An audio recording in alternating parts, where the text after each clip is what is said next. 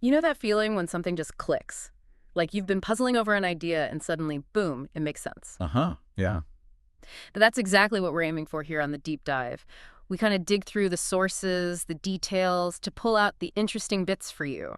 The stuff that maybe makes you see things a little differently. And today, our source is pretty interesting. It's a transcript from a YouTube video, an IELTS practice speaking exam, band 9.0 level from IELTS Advantage. Right. And you might think, okay, an English test transcript, what's the deep dive there? Exactly.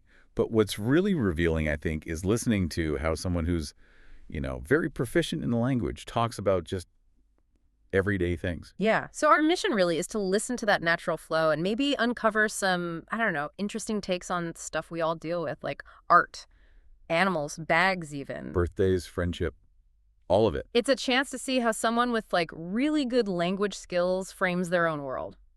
Okay, so let's get into it. First up, art and photography. Okay, so the speaker, they're pretty straightforward about art. They mention liking cinema, liking music, but paintings, modern art. They admit they're not so familiar, not really engaged with it. Which is refreshing, isn't it? They're not pretending. No, exactly. No pressure to have some grand opinion on everything. Just, this is what I like, this I don't know as well. Yeah.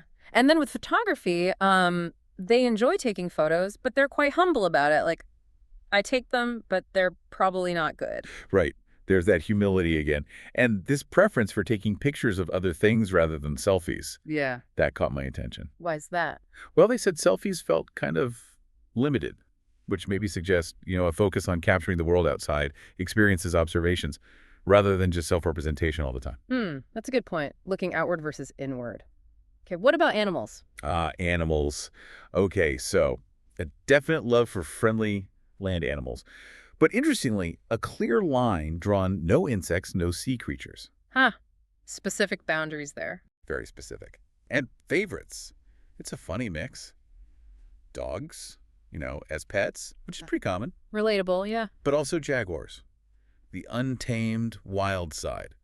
Quite a contrast. It really is. And they mentioned having rescue dogs, didn't they? Yes, 2 rescue dogs from a shelter, which Yeah. adds this layer of maybe family preference or even a bit of a commitment to animal welfare. It's not just about having a pet, but these specific pets. Right, there's an intention there. Okay. Moving from the wild to the everyday. Bags, this part was quite detailed. Oh, yeah, bags. So the speaker prefers large purses, really large. Says she carries, and I quote, everything of my life in there. Everything. Did she say how much it weighed? Guessed around 20 kilos. 20 kilos. Wow, okay, that's a lot. That paints a picture, doesn't it? Someone always prepared. Definitely. And they sort of normalize it, saying it's common for women carrying a bag pretty much every time they go out. Makes you wonder what we all think is essential, Totally. And the breakdown of why women buy different bags was interesting, too. It wasn't just about looks. Not at all. Very practical. Big bags for the office, laptops, stuff like that. Smaller clutches for going out at night. Makes sense. And then travel. Totally different beast. Needing huge bags for family things. Because the conclusion was basically, women like all sorts of bags. Pretty much. Because they need them for all these different situations. Which, explains why someone might own quite a few. Yeah, it's less about just liking bags and more about function, context, the different roles you play. Yeah. Okay, let's shift gears. Birthdays. Right. Birthdays. The childhood memory was quite sweet, actually. Hey, the clothes thing. Yeah. Because they usually had a school uniform. The big deal on your birthday was wearing your own clothes. Oh, I remember that feeling. It felt huge. Exactly. And this speaker described choosing a princessy outfit like 2 months ahead and handing out candy. It was clearly a massive event for them back then. Just not wearing the uniform made it special. Amazing how simple things are so big when you're a kid. Isn't it? And then contrast that with now, how they celebrate birthdays currently. Much quieter, right? Yeah, low-key dinners with friends, maybe games or a movie night at home or the cinema. The novelty of wearing your own clothes is obviously gone. Replaced by wanting connection, maybe? Oh, yeah, really valued handwritten cards. Yeah. Called them sentimental, thoughtful, things they'd keep. In our digital age, that really resonates, doesn't it? Holding on to something tangible, personal. Definitely. That personal touch. It kind of links to the next bit, too, the story about making a friend. Ah, yes, the kindergarten story. Almond Prit. Yeah, meeting her on the very first day of school, age 4, and the description was so vivid. The long braided hair, the fluffy marshmallow-like face. So cute. And the attempt to make friends with the thumb gesture. Yes. And getting rejected initially, that little heartbreak, it's so childhood, isn't it? Totally. The vulnerability, the drama of it all. But the key was persistence, wasn't it? They kept encountering each other and eventually best friends. And there was that little detail about culture, too, right? Amanprit being from Punjab. hmm And her mom making amazing paratha compared to the speaker's mom making CRA, this sweet dish. Just a little window into different family backgrounds, food connecting them. Lovely. Which leads nicely into thinking about school friends more generally. Yeah, the speaker had a clear view, quality over quantity.